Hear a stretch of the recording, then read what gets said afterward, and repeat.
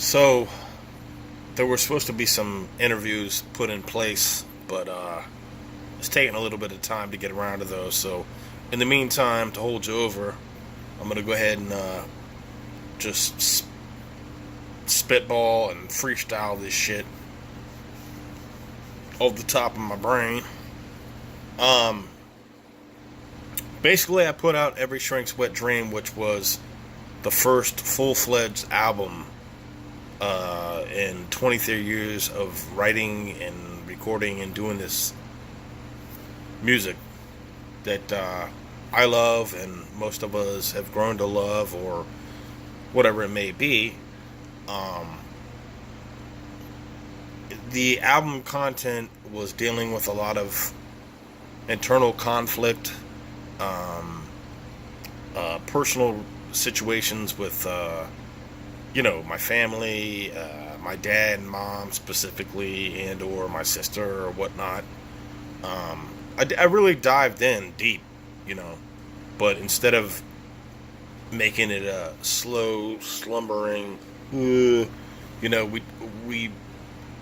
we, I hand selected some music and beats that would serve as the backdrop to really accentuate and take these stories on another level without being boring or too depressing or dramatic, you know what I'm saying? So anyhow, it ended up being way too long, you know. It was 19 tracks, but of which those were just like two or three of those were intros, outros, or some other shit. So let's just say 15, 16 tracks. And people asked, like, why'd you put so many tracks out? Well, the reason I put so many tracks out was because I didn't know what to do. As a person that's bipolar, we have problems with making assertive decisions. So we're indecisive. And in turn, I decided, go figure, that I would just put everything out. And there's stuff that wasn't even on there. Trust me. But, I put a lot of material out and, hoping that people would absorb that. And if they chose to buy the album, then they're getting a lot more than they're paying for.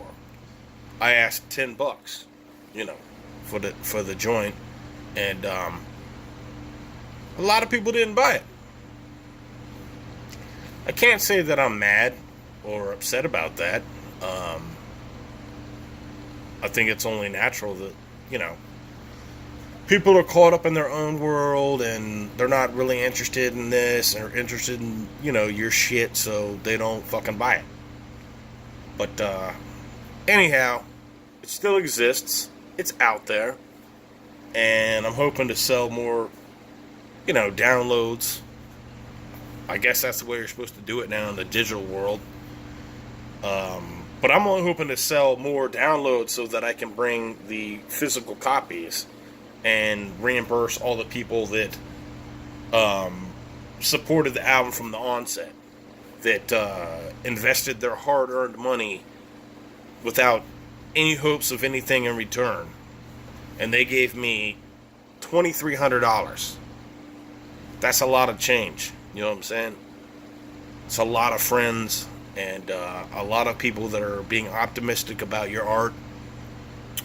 And, there were times where I was scared. Like, I'm like, am I going to turn this over or not? Like, am I going to make this album happen? Am I going to be able to finish this and close it out?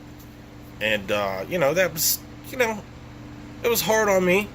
But I always had faith and confidence that I would do it regardless of how much longer it took and how people frown upon that, etc., etc. I made sure that I was going to make sure, redundancy, to put the album out. And the album's been out since December 31st, which isn't that long. It's a couple months. And I've gotten a lot of positive feedback, which is, fills my heart. It really does.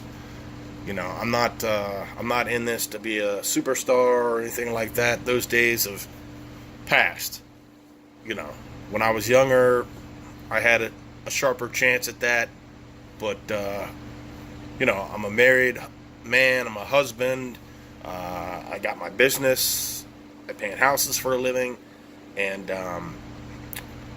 I do music not as just a hobby, but because it's my love, you know, and my heart's in it. It always has been. It never will stray. But anyways, you know, on a new tip, I do have a new album coming out. Hello. It's called The Amusement Park of Misery and More. So, Jeff and I, my friend Jeff Ragland, we were working on a ton of music, which we always do, and we never finish shit because we're just creative, make something new. We had came up with this concept for this song back in, I don't know, like probably almost 10 years ago. It was called The Amusement Park of Misery, and I was like, wait a second, like maybe this could be an album, because I was visualizing this art, you know, in a title like that with artwork backed, you know, it could be fucking really amazing. So I decided to pull that idea out of the fucking trenches, and I'm dealing with Billy Bianco. He's going to do the artwork for that, and he already has ideas, and I can't wait to see him. It's all a matter of putting money in people's hands and paying them for, you know, what they do, and etc. So we're already several songs deep into this new project, and hopefully within the next 2 weeks I'll be able to display the artwork for the Amusement Park of Misery and More.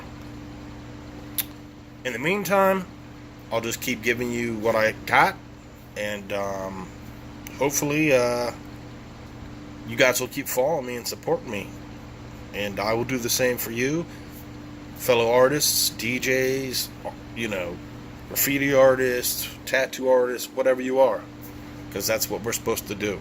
We're supposed to support one another, as opposed to being egotistical bitches. Whoops. Gotta tame the animal, but it's the rise of the animals. Anyhow, I love you guys, and it's Runatic signing off. Bye.